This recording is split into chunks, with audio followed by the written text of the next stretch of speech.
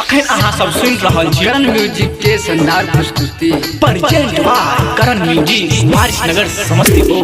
DJ Om Shankar Parsa Harbhinda. ये छौरी झूठो के तू लइछे के नसन गे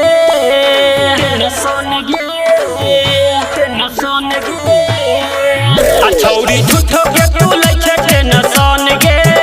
तोरा बटरी पर चलत ट्रेन गे तोरा बटरी पर चलत ट्रेन गे आ छौरी काम नहीं कतौ कोनो तेल गे तोरा बटरी पर चलत ट्रेन गे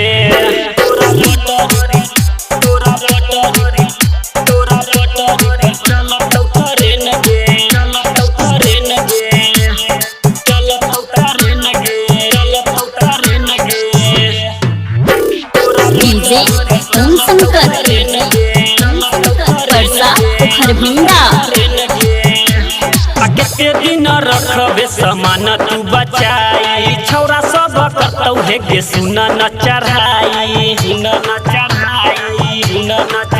गे केते दिन रखबे सामान तू बचाई छौरा सब कतौ हे गे सुन न चढ़ाई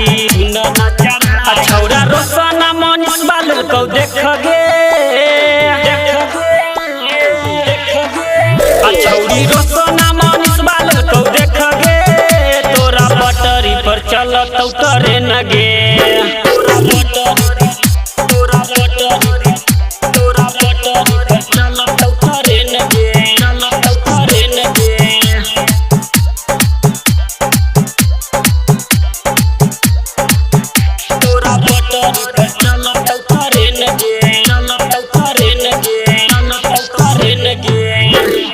डीजे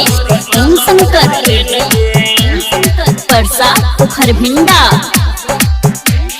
राइटर छोटू रत बरिया डालत तेल गे मफिया मनोज छौरी खेलतौ सब खेल गे हे गे छौरी राइटर छोटू रत बरिया डालत